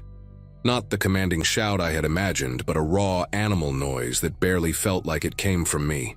One of the teenagers kicked at my arm, trying to break my grip, while the other one grabbed my camera strap and yanked it over my head so hard it burned the back of my neck. "Shut up," the scarred one hissed, and for the first time I heard something other than boredom in his voice. Urgency, maybe even nervousness. That tiny crack in his composure gave me a sliver of hope, because it meant he was worried about being heard, which meant there might be someone close enough to hear. I screamed again, louder this time, putting everything I had into it, and I felt the grip on my collar loosen slightly. The 3 of them exchanged quick glances, some silent communication passing between them, and I could tell they were recalculating, weighing risk against reward. For a moment, everything hung suspended, me on the ground clutching that tree, them standing over me breathing hard, the darkness pressing in from all sides like it was waiting to see what would happen next. Then I heard it. Footsteps, rapid and rhythmic, the unmistakable cadence of someone running. The sound was coming from the direction of the main path, getting louder with each second, and I have never in my life been so grateful for the existence of joggers who refuse to quit before sunset. The scarred one heard it too, and his head snapped toward the sound like a deer catching a scent. He muttered something I could not make out, and suddenly the hands released my collar, and the weight pressing down on me lifted. I did not see them go. I was too busy gasping for air and trying to untangle myself from the roots I had been gripping. But I heard the rustle of brush and the snap of branches as they melted back into the woods with the same eerie coordination they had shown when surrounding me. By the time the jogger rounded the bend, a woman in her 40s with a reflective vest and earbuds dangling around her neck, I was sitting upright against the tree trunk, covered in dirt and leaves, my wallet still lying on the path a few feet away. She slowed down when she saw me, confusion crossing her face, and asked if I was okay. I wanted to laugh at the question, but what came out was closer to a sob. Her name was Christine, and she stayed with me while I called 911, even though I could tell she had somewhere else to be. My fingers kept fumbling with the phone, hitting wrong numbers, and she finally took it from me and dialed herself, speaking to the dispatcher in a calm, clear voice that made me feel like maybe the world had not completely fallen apart. The police arrived within 15 minutes, 2 officers in a squad car, who walked me back to the path and took my statement while shining flashlights into the trees like they expected the attackers to still be hiding there. I described everything I could remember: the scar through the eyebrow, the dark hoodies, the way they moved in formation, the phrase about no one walking back here after sundown. One of the officers, a stocky guy with a gray mustache and tired eyes, nodded along like he was hearing a song he already knew by heart.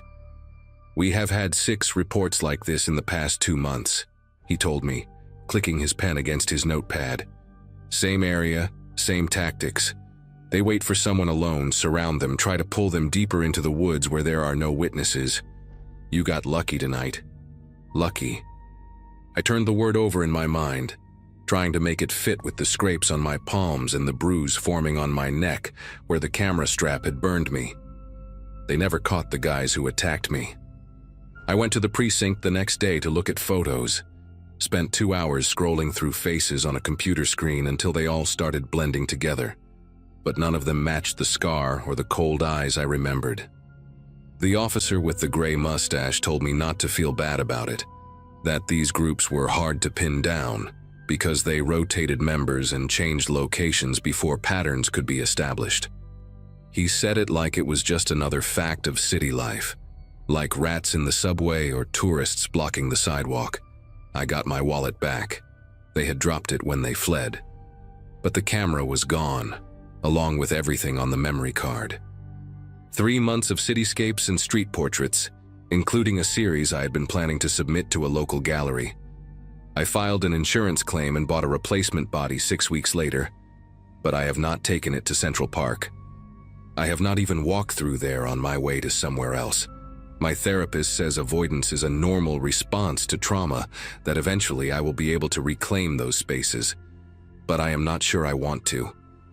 Some places just get ruined for you, and maybe that is okay. Maybe not every loss needs to be recovered. What stays with me most is not the fear, although that was real enough. It is the efficiency, the way they moved, the way they communicated without words, the way they knew exactly how to isolate someone and create a situation where all the power belonged to them. These were not desperate people making chaotic decisions. They were professionals running a system, and I just happened to walk into their territory at the wrong hour. I think about Christine sometimes, the jogger who saved me without even knowing she was doing it. I never got her last name or contact information, and the police did not seem interested in tracking her down as a witness, since she had not actually seen anything. She was just a woman finishing her evening run, completely unaware that her footsteps were the only thing standing between me and whatever those men had planned for the darker part of those woods. I hope she kept running that route. I hope her presence kept someone else safe on a night when the light faded a little too fast. And I hope, wherever those 3 are now, that they picked the wrong target eventually. Someone who fought back harder, or someone whose scream brought more than just a single jogger around that bend. Because I know they did not stop. People like that never stop until something stops them.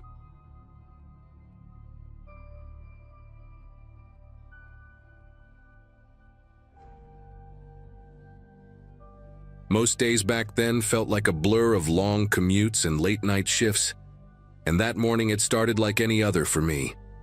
I was living in a tiny rented room above a laundromat in Queens, juggling 2 part-time jobs and trying to convince myself I wasn't burning out. The only constant in my routine was catching the E train, usually squeezing in with dozens of other half-awake people.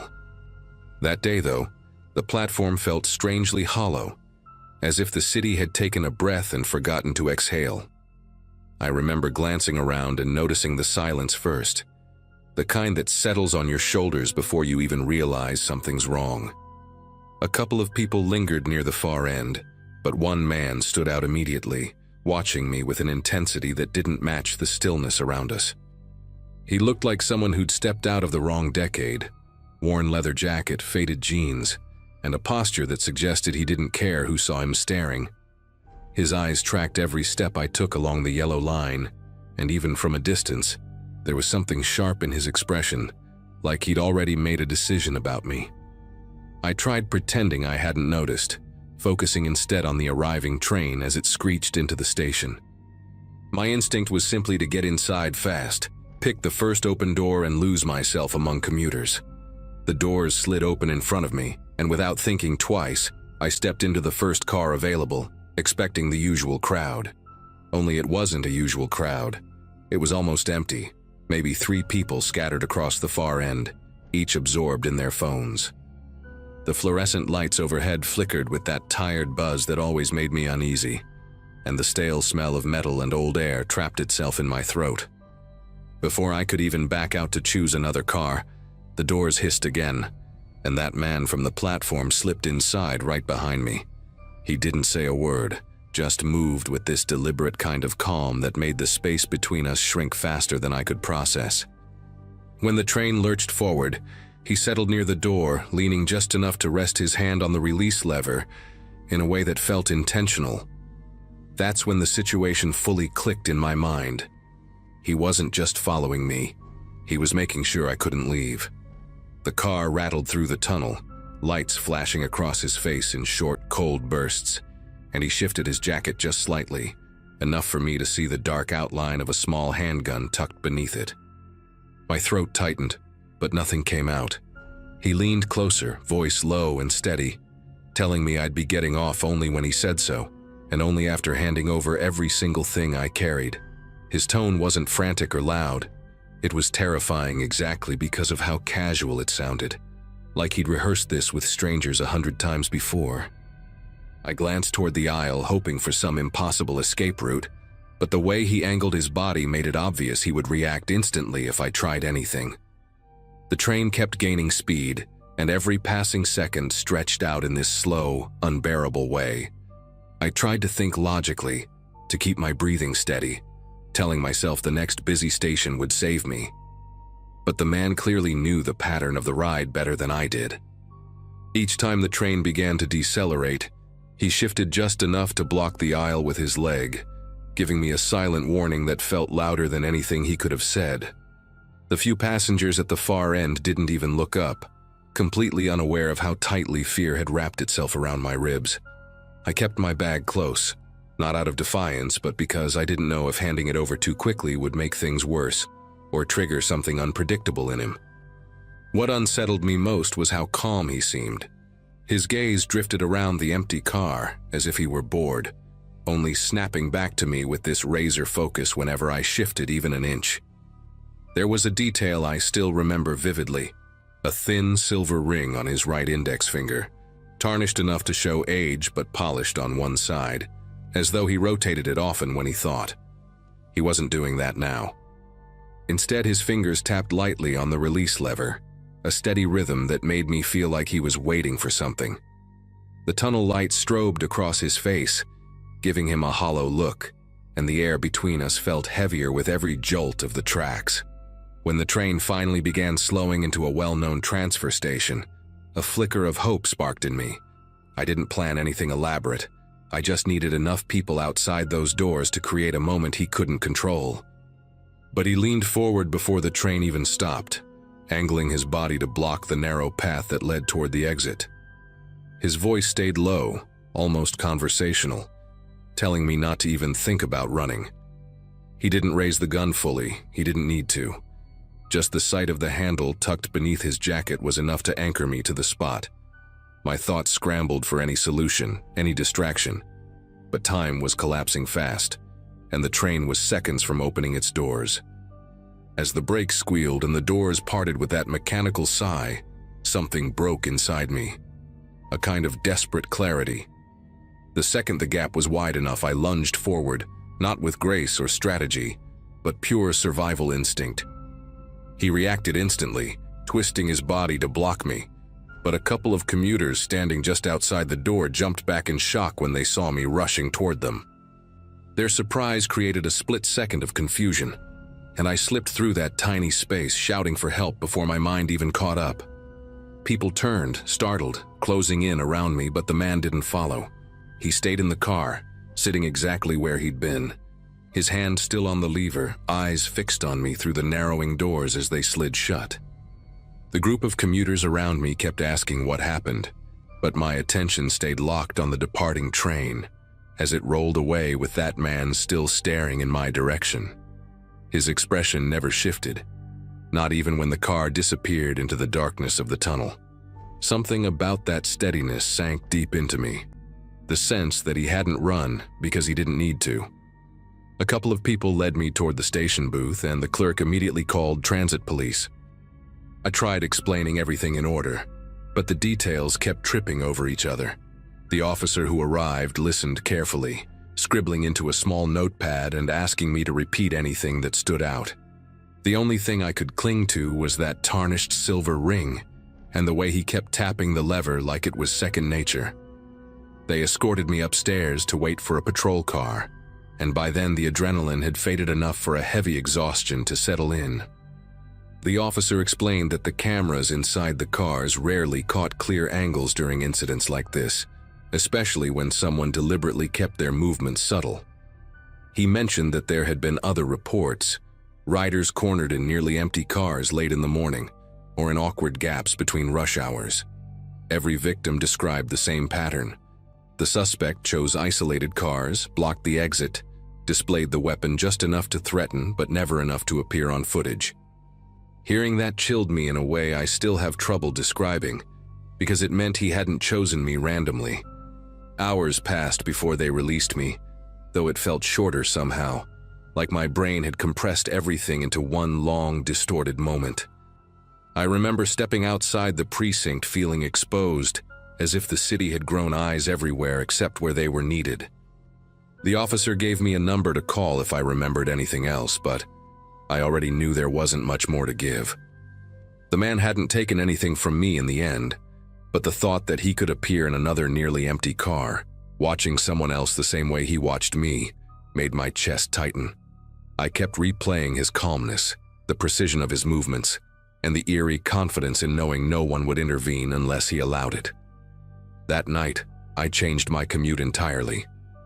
For weeks, I avoided the first two cars of any train, stuck only to crowded ones, and never stood near the ends of platforms again. I even moved apartments the following year, not because I thought he'd find me, but because I couldn't shake the memory of how easily he had trapped me in a space meant to be public and safe. The police never contacted me again, which probably means they never caught him. Sometimes when I pass a station and hear the train doors closing, that moment flashes back with startling clarity. His hand on the lever, his stillness, the unspoken message that he'd done this before. Maybe the only reason I got out was because the station happened to be busy enough at the right second.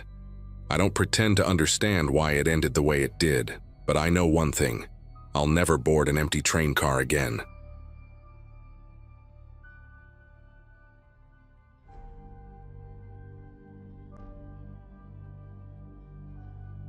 The whole thing happened during a class trip to New York in early 2024, when our school brought a group of juniors to see a couple of museums and catch a Broadway show. At the time, I was 17 and mostly focused on keeping up with my friends, trying not to look clueless in a city that felt too loud for someone who'd barely left Massachusetts before. I shared a room with two classmates, Andrew and Melissa, and the three of us stuck together most of the trip, wandering through Midtown like we were pretending to be adults. The hotel we stayed at was one of those older budget places squeezed between taller buildings. with a lobby that smelled faintly like detergent and old carpet. Nothing seemed strange until that one afternoon, when we got separated from the rest of our group on the way back from the corner deli and realized none of our key cards worked. What happened next still sits in my memory like a bruise I can't explain to anyone who wasn't there. We figured maybe the front desk had reset something, so we headed toward the elevators, joking about how our classmates would roast us for getting locked out. When the elevator doors opened, a man in a red maintenance vest stepped out, carrying a crate of cleaning supplies and humming at a pitch that felt oddly deliberate, almost like he was trying to match the sound of the elevator fan. He didn't say anything to us, just raised his eyebrows and moved aside. We went up to our floor, but as soon as we stepped out, the hallway lights flickered in a slow, rhythmic way, like they were responding to movement we couldn't see. Every door on the floor, not just ours, showed the same red indicator: access denied. Andrew thought it was hilarious, so he started tapping his card faster, but nothing changed. Melissa pressed the call button for the elevator again, and when the doors reopened, the same maintenance guy stood inside, even though he'd clearly walked away minutes earlier. Andrew tried asking him what was going on, but the guy just tilted his head and pointed to a metal door at the end of the hall with a faded sticker that said "Staff Only." We had assumed it was locked, but when we walked closer, a gust of cold air seeped out from underneath, carrying a smell like dust mixed with something metallic. The door wasn't just unlocked, it stood slightly open, almost waiting for someone to nudge it. Melissa asked if this was the way back to the lobby, but the man didn't respond. He simply used his foot to keep the elevator door from closing while watching us with an expression so unreadable it felt rehearsed. We exchanged a silent agreement that anything was better than standing there with him, so we slipped through the service door, figuring it had to connect to the stairs. The hallway behind it looked nothing like the guest floors. The carpet gave way to concrete, and the walls were covered with handwritten notes taped above pipes, each marked with initials we didn't recognize. Fluorescent lights buzzed overhead in long, inconsistent hums, casting shadows that bent strangely around the exposed wiring. As we followed the narrow passage, we passed rusted carts stacked with torn linens and boxes labeled with dates that didn't match any schedule a hotel would ever need. The deeper we went, the more the air felt stale, like we were walking into a place meant to stay hidden. We kept going until the hallway opened into a storage area lit by a single bulb, where rows of plastic bins sat arranged in a grid. Inside them were wallets, IDs, and phones, dozens of them, spilling over like someone had swept entire nights of chaos into containers and abandoned them there. Melissa reached into one of the bins before either of us could stop her, picking up a driver's license with a cracked corner. The photo showed a woman who looked barely older than us, but the expiration date suggested she should have renewed it long before any of us were even in high school. Some of the wallets still had receipts tucked inside, stamped with dates from random cities across the country. Andrew found a phone with a dented frame and tapped the screen out of habit, even though it was dead. What struck me wasn't just the quantity, but the fact that every bin had a small laminated tag clipped to the front with handwritten letters: M3, B9, S4. None of it made sense. We whispered in circles trying to rationalize what we were seeing, until something clattered deeper in the room. Not loud, but intentional, like someone had nudged a metal tray to let us know we weren't alone. We moved toward the hallway again, sticking close together, but the path didn't look the same anymore. A sign that hadn't been there minutes earlier pointed toward a stairwell labeled "Basement Access," written in blocky stenciled paint. Even the air felt different, warmer now, carrying a faint bitter smell that reminded me of overheated electronics. Andrew kept glancing behind us, muttering about how the bins weren't just lost items. They looked organized, sorted even. When we pushed open the basement stairwell door, it let out a soft groan that echoed down the concrete steps. Light from above barely reached past the third step, leaving the bottom swallowed in a blurry darkness. Melissa insisted we go up, not down, but right as she said that, the sound of keys jingled somewhere below, followed by a slow scrape of something dragging across the floor. None of us agreed to run. We just ended up doing it at the same time. The staircase led to another service corridor, This one lined with metal doors that had no room numbers, only barcodes printed on stickers, some peeling, some newly applied. A small rolling table stood off to the side with an open notebook filled with lists of dates and initials, all written in the same heavy-handed block letters we'd seen on the bins. A digital clock mounted on the wall blinked the wrong time, resetting every few seconds as though it couldn't decide on the hour. Before we could process any of it, a voice echoed from behind us, polite, measured, and close enough to make Melissa flinch backward. It was the maintenance guy, his tone calm, asking if we had gotten mixed up and needed help getting back to our floor. His presence there felt too convenient, too practiced, as if he knew exactly where we'd end up. He guided us back through a shortcut none of us had seen before, a plain door that opened directly into our hallway. All the lights there were steady now, glowing with a warmth that made the whole basement ordeal feel unreal. Our door unlocked immediately when Melissa tried her card again, and the staff member just nodded once before walking away, his steps silent on the carpet despite the heavy boots he wore. The moment the latch clicked behind us, Andrew realized his phone was missing from the nightstand where he'd left it charging.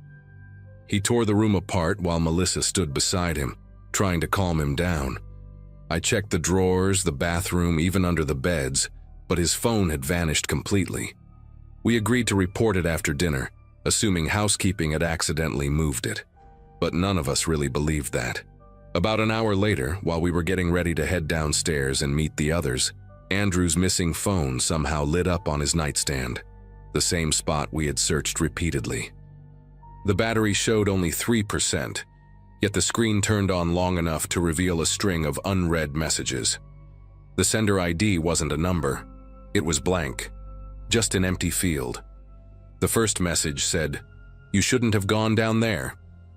The second followed a few seconds later. "Stay on your floor tonight." Andrew tried unlocking the phone, but it powered off instantly, like whatever had turned it on had only allowed it to stay awake long enough to deliver the warning. None of us spoke for nearly a minute. The room felt strangely quiet, like the hallway outside had been muted. Melissa suggested we go straight to our teacher, but when we opened the door, a housekeeping cart blocked the hallway, positioned perfectly in front of our room, even though no one was nearby. We pushed the cart aside and hurried to the elevator, but every button we pressed redirected us to the lobby, even when we tried selecting higher floors. The moment the doors opened, we spotted the maintenance guy standing near the front desk, but now he wore a regular button-down shirt instead of the vest, as if he had changed roles in the short time since we'd last seen him.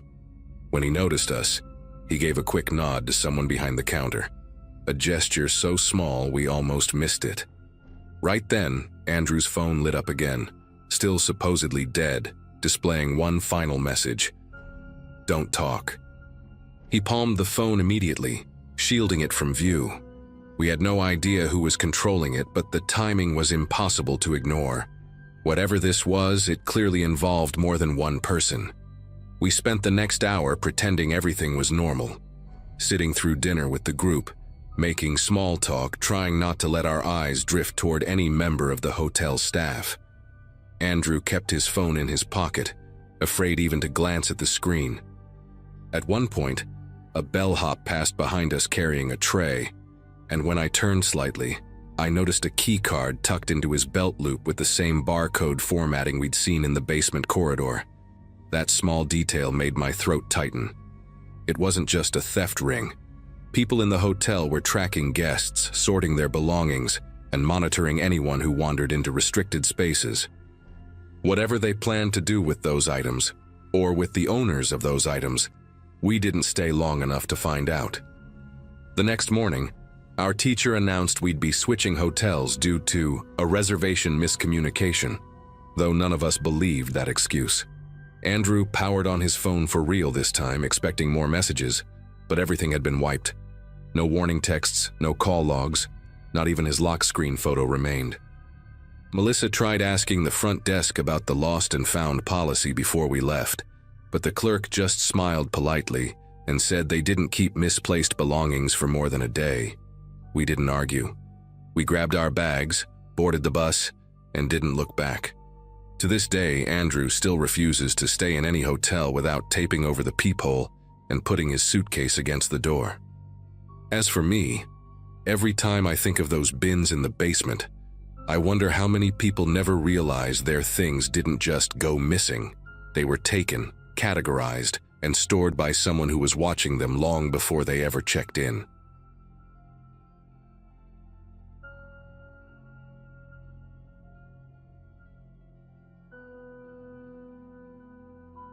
Some years back, during a stretch when work kept me bouncing between small towns in upstate New York, long drives became part of my routine.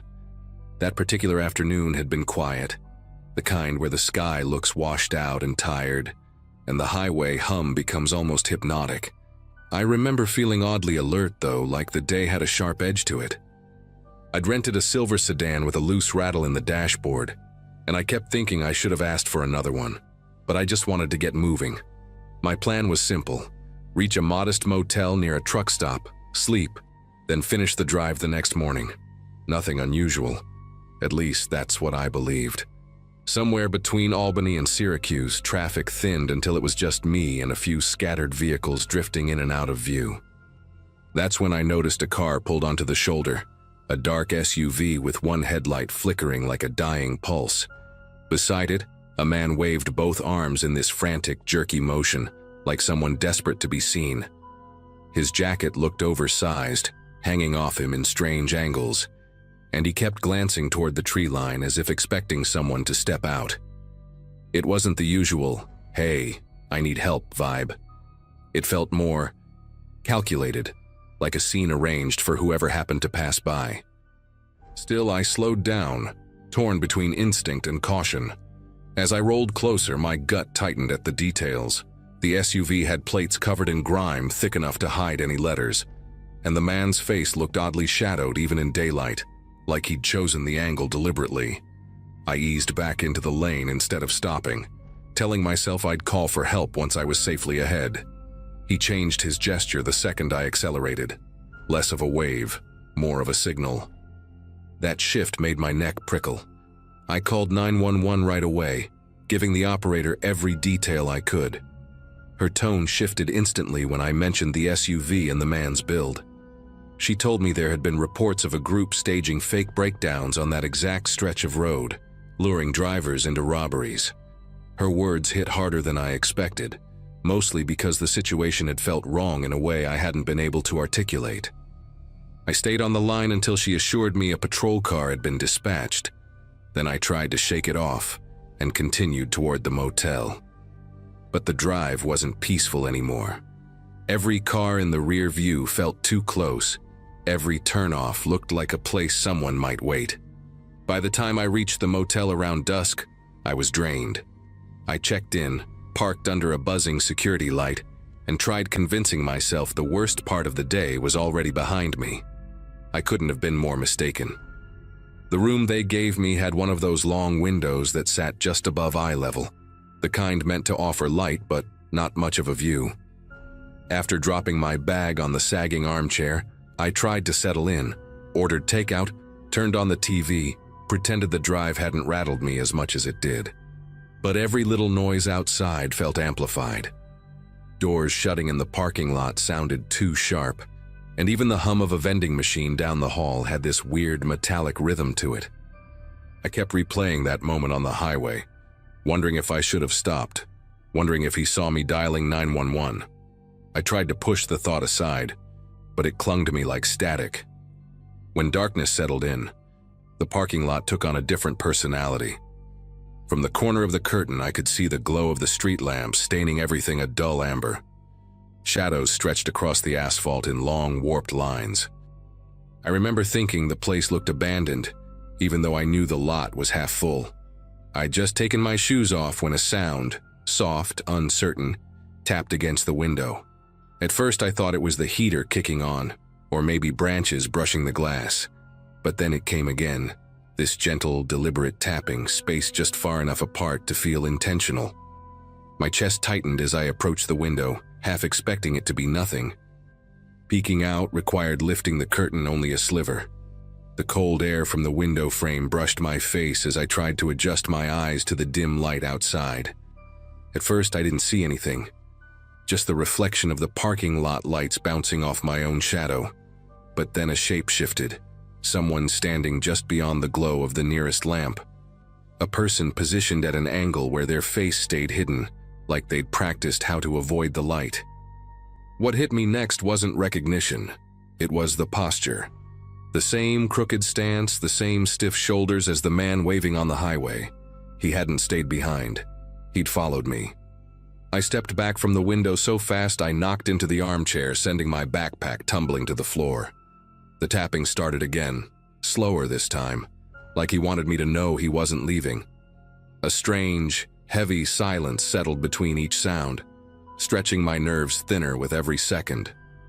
I thought about calling 911 again, but part of me panicked at the idea that he might hear my voice. Instead, I grabbed my phone and typed out a message to the front desk, hands clumsy as I tried to keep quiet. I didn't know how he'd found me after I drove off, and the thought alone made the room feel too small to hide in. The front desk clerk responded quicker than I expected, saying he was sending someone from maintenance to take a look outside. That phrasing didn't give me much confidence, but it was better than sitting there doing nothing. While I waited, the tapping stopped, replaced by this faint crunching sound on the gravel beneath the window, like someone shifting their weight back and forth. I stayed perfectly still, staring at the door, half convinced the handle would start turning. The air in the room felt heavy, not in a supernatural way, but in the way a situation feels when you realize you're suddenly not in control of anything around you. Every second stretched out, and I kept listening for footsteps approaching from the hallway, praying the maintenance guy wouldn't walk straight into danger. A knock finally echoed from the hallway, 2 short taps on my door. I nearly jolted out of my skin before I remembered the clerk's message. I moved slowly, forcing myself to check the peephole first. The man outside looked older, with a salt and pepper beard and a baseball cap embroidered with the motel's faded logo. He kept his flashlight lowered, pointing at the floor, as if trying not to draw attention through the window. I cracked the door open and whispered that someone was standing outside my room. He didn't even look surprised, just let out this long breath like he'd dealt with similar nonsense before. He motioned for me to stay inside, then stepped out of view. Seconds later, his flashlight beam arced across the parking lot, stopping in the exact spot where the figure had been standing. I heard him call out a firm, steady, "Hey!" the kind of voice older men use when they're not looking for trouble but won't back down either. There was no answer. He called out again. Silence. He walked farther into the lot, sweeping the light between the cars. Watching that beam move made my heart pound harder than seeing the figure itself. When he returned to my door, he looked unsettled, even if he tried hiding it. He told me nobody was out there anymore, but he also didn't think I should stay in that room overnight. The clerk offered to move me to a room on the 2nd floor, away from the parking lot entirely. I jumped at the chance. The maintenance guy insisted on walking me upstairs, and I didn't argue. While we crossed the lot together, I kept scanning between the cars, searching for any sign of movement. Nothing. Not even the whisper of gravel shifting. But the whole walk, I couldn't shake the sensation that the lot wasn't empty at all, that someone was watching from a place I didn't know to look. When we reached the new room, the maintenance guy paused before leaving and told me, very quietly, to keep the curtains closed no matter what I heard for the rest of the night. His voice had a seriousness that made it clear he wasn't being dramatic. Once the door clicked shut, the room felt safer, but only barely. I locked every latch the door had, then pulled the curtains tight until no light leaked through. I tried lying down, but my mind kept looping back to the SUV on the shoulder, and the way that man shifted his gestures when he realized I wasn't stopping. The police operator's warning replayed in my head too. Those crews had been operating for months, using different vehicles and sometimes switching drivers to confuse descriptions. That detail gnawed at me. It meant the man outside the motel might not have been alone. It meant the SUV on the highway might have been just one piece of a setup I'd managed to avoid by pure luck. Even with the curtains closed, I felt exposed. I turned on the TV for background noise, keeping the volume low. Every small creak in the building sounded sharper in contrast. The pipes clicking, the floorboards adjusting, distant voices from other rooms. Then, sometime past midnight, something new cut through the noise. A single scrape, like someone dragging their fingernails along the metal railing outside. Slow, intentional. The sound trailed across the length of the balcony, pausing every few seconds as if whoever was out there wanted to listen in between movements. I didn't dare look through the peephole. I didn't move at all. I just sat in the darkness, breathing as quietly as I could, listening to that awful, steady scrape glide closer to my door. Then it stopped. No footsteps, no voices. Just a long, suffocating stillness that lasted so long, I began questioning whether I'd really heard anything at all. I sat there until my legs went numb, waiting for the sound to return. It didn't. After several minutes, I heard a door somewhere down the balcony slam shut hard enough to rattle my wall. Whether it belonged to a guest or someone who'd been prowling up there, I couldn't tell. I stayed awake until dawn, afraid that if I closed my eyes, I'd hear that scrape again, and this time it would stop right at my door. When morning finally broke and light filtered around the edges of the curtain, it felt like the entire building exhaled. I checked out the moment the front desk opened. The clerk barely made eye contact when I told him I was leaving early, but he did say one thing before I walked out. "You're not the first person this month to ask for a room change." He didn't elaborate, and I didn't push him. Outside, the lot looked perfectly ordinary in daylight. No footprints, no unusual cars, no evidence that anything had happened. But as I drove away, I kept checking the mirrors, making sure no SUV lingered behind me. Nothing followed. Nothing happened on the rest of the trip. Yet even now, I still think about how precise that tapping was, how the man had found me miles from where I'd passed him, and how someone dragged their hand along the railing outside my room the same night police warned me about roadside robbery setups. I don't have an explanation for any of it. All I know is that refusing to stop on the highway likely saved me from something far worse, and getting moved to the second floor might have done the same. Whatever that man wanted from me, he didn't get it. And for reasons I can't explain, after that night I never saw him again.